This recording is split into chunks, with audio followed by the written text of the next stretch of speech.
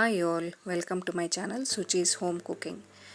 ಇವತ್ತಿನ special recipe ಬಂದು ಗಿಣ್ಣು ಅಂತಂದರೆ ಯಾರಿಗಿಷ್ಟ ಇಲ್ಲ ಅಲ್ವಾ? ನನಗಂತೂ ತುಂಬ ಇಷ್ಟ. ಸೊ ಇವತ್ತು ಗಿಣ್ಣು ಯಾವ ರೀತಿ ಮಾಡೋದು ಅಂತ ಹೇಳ್ಬಿಟ್ಟು ನಿಮಗೆ ಹೇಳ್ಕೊಡ್ತೀನಿ.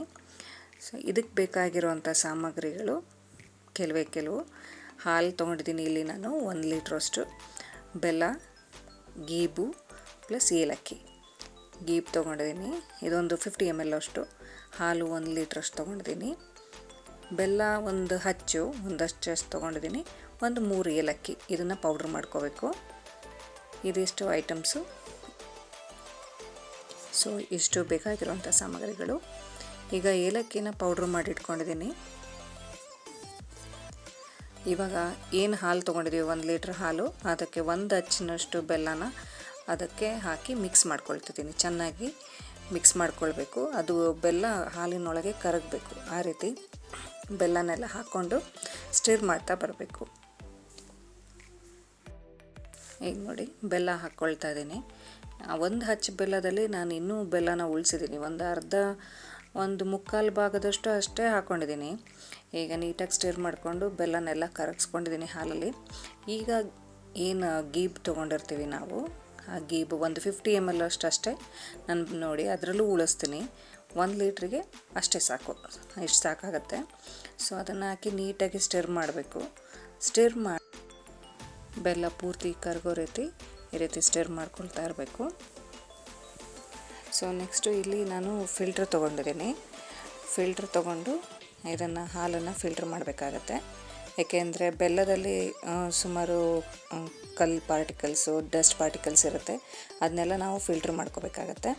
ಅದನ್ನೆಲ್ಲ ನೀಟಾಗಿ ಫಿಲ್ಟ್ರ್ ಮಾಡಿಕೊಂಡು ಅದಕ್ಕೆ ಏಲಕ್ಕಿ ಪುಡಿನ ಸೇರಿಸ್ಬೇಕಾಗತ್ತೆ. ನೋಡಿ, ಇವಾಗ ಪೂರ್ತಿಯಾಗಿ ಫಿಲ್ಟ್ರ್ ಮಾಡ್ಕೊತಾ ಇದ್ದೀನಿ. ಅದರಲ್ಲಿ ಡಸ್ಟ್ ಎಷ್ಟು ಬಂದಿರುತ್ತೆ ಅಂತೇಳಿ ನೋಡ್ಬೋದು ನೀವು, ನೋಡಿದ್ರೆ. ಸೊ ಹಂಗಾಗಿ ನಾವು ಫಿಲ್ಟ್ರ್ ಮಾಡಲೇಬೇಕು. ಈಗ ಏಲಕ್ಕಿ ಪುಡಿ ಇದೆಯಲ್ವ, ಏನು ಕುಟ್ಟಿ ಇಟ್ಕೊಳುತ್ತೆ, ಅದನ್ನು ಏಲಕ್ಕಿ ಪೌಡ್ರನ್ನ ಹಾಕ್ಕೊಳ್ತಾ ಇದ್ದೀನಿ. ಹಾಕಿ ಚೆನ್ನಾಗಿ ಸ್ಟಿರ್ ಮಾಡಿಬಿಟ್ಟು ಇದನ್ನು ನಾವು ಸ್ಟೀಮ್ ಮಾಡಬೇಕಾಗುತ್ತೆ. ಇದಕ್ಕೆ ನಾನು ಇಡ್ಲಿ ಪಾತ್ರೆ ತೊಗೊಂಡಿದ್ದೀನಿ. ಇಡ್ಲಿ ಪಾತ್ರೆಗೆ ತಳದಲ್ಲಿ ನೀರು ಹಾಕ್ಬಿಟ್ಟು ಕುದಿಯಕ್ಕೆ ಬಿಟ್ಟಿದ್ದೀನಿ.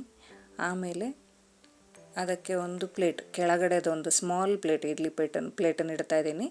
ಅದ್ರ ಮೇಲೆ ನಾನು ಏನು ಗೀಬ್ನ ಹಾಲನ್ನು ರೆಡಿ ಮಾಡಿ ಇಟ್ಕೊಂಡಿದ್ದೆ ಅದನ್ನು ಇಡ್ತಾ ಇದ್ದೀನಿ. ಇಟ್ಬಿಟ್ಟು ಅದಕ್ಕೊಂದು ಪ್ಲೇಟ್ನ ಮುಚ್ಚಬೇಕಾಗತ್ತೆ. ಮುಚ್ಚಿ ಇಡ್ಲಿ ಪಾತ್ರೆನ ಕ್ಲೋಸ್ ಮಾಡಿ ಸ್ಟೀಮ್ ಮಾಡ್ಕೊಳ್ಳಿ. ಸ್ಟೀಮಿಂಗ್ ನಿಮಗೆ ಒಂದು 15 to 20 ಮಿನಿಟ್ಸ್ ಸ್ಟೀಮಿಂಗ್ ಮಾಡ್ಕೋಬೇಕಾಗತ್ತೆ. ನಾವು 15 to 20 ಮಿನಿಟ್ಸ್ ಆದಮೇಲೆ ಒಂದು ಸರ್ತಿ ಚೆಕ್ ಮಾಡೋಣ. ಚೆಕ್ ಮಾಡಿ ಅದು ಬೆಂದಿದೆಯೋ ಇಲ್ವೋ ಅಂತೇಳಿ. ಅದು ಬೆಂದಿದೆ ಅಂತೇಳಿದ್ರೆ ಸೈಡಲ್ಲೆಲ್ಲ ನೀರು ಬಿಡುತ್ತೆ ಅದು. ಸೊ ನೀರು ಬಿಟ್ಟಿಲ್ಲ ಇನ್ನು, ಹಾಗೆ 5 ಮಿನಿಟ್ಸ್ ಬಿಡ್ತಾ ಇದ್ದೀನಿ. 5 ಮಿನಿಟ್ಸ್ ಆದಮೇಲೆ ಮತ್ತೆ ಓಪನ್ ಮಾಡಿ ನೋಡ್ತಾ ಇದ್ದೀನಿ. ಈಗ ಅದು ಸೈಡಲ್ಲೆಲ್ಲ ನೀರು ಬಿಟ್ಟಿದೆ. ಸೊ ಚೆಕ್ ಮಾಡಿದಾಗ ಇನ್ನೂ ಚೆನ್ನಾಗಿ ಬೆಂದಿದೆ ಮತ್ತು ಸೈಡಲ್ಲೆಲ್ಲ ನೀರು ಬಿಟ್ಟಿದೆ. ನೋಡ್ಬೋದು ನೀವು, ಸೈಡಲ್ಲೆಲ್ಲ ನೀರು ಬಿಟ್ಟಿರೋದು. ಸೊ ಉಬ್ಬಿನೂ ಬಂದಿದೆ.